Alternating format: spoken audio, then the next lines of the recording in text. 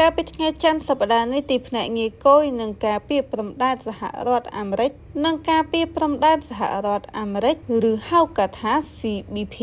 បានចាប់ផ្ដើមដំណើរការដំណាក់កាលដំបូងនៃប្រព័ន្ធទីមទាសំណងដែលនឹងអនុញ្ញាតឲ្យក្រុមហ៊ុននាំចូលស្វែងរកការសងប្រាក់ត្រឡប់មកវិញពីការដំឡើងពន្ធដែលបានប្រមូលក្រោមច្បាប់អំណាចសេដ្ឋកិច្ចបន្ទាន់អន្តរជាតិក្រុមហ៊ុននិងអ្នកសម្របសម្រួលគយរបស់ពួកគេបានដាក់សំណើសុំសងប្រាក់ត្រឡប់មកវិញតាមរយៈមធ្យោបាយបរិស្ថានពាណិជ្ជកម្មស្វ័យប្រវត្តិឬហៅកាត់ថា ACE របស់ទីភ្នាក់ងារគយនឹងការពីព្រំដែនសហរដ្ឋអាមេរិក CBP ដោយប្រើប្រាស់ឧបករណ៍ទើបបង្កើតថ្មីដែលគេស្គាល់ថាជារដ្ឋបាលនិងដំណើរការបញ្ចូលគ្នាឬប្រព័ន្ធ CAPE ដែលបានចាប់ផ្ដើមកាលពីថ្ងៃច័ន្ទនៅពេលដែលការទាមទារត្រូវបានផ្ទៀងផ្ទាត់ទីភ្នាក់ងារគយនឹងការពីព្រំដែនសហរដ្ឋអាមេរិកនិងគណនាពន្ធឡើងវិញប្រព័ន្ធផ្សព្វផ្សាយក្នុងស្រុកបានរាយការណ៍កាលពីថ្ងៃច័ន្ទថា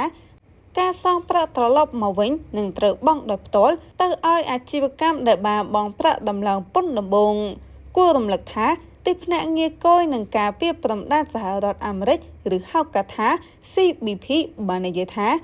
ការសងប្រាក់ត្រឡប់វិញដែលមានសុពលភាព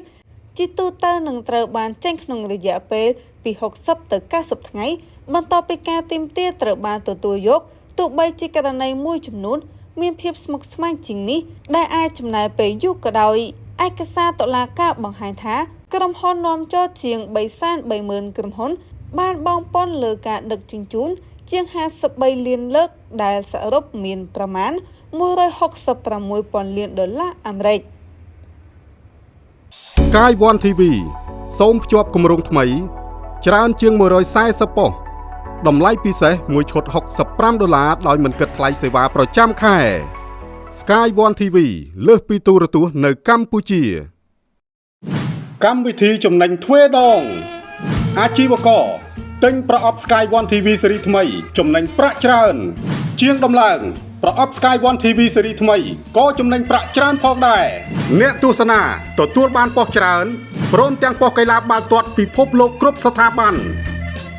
Sky One TV លើសពីទូរទស្សន៍នៅកម្ពុជា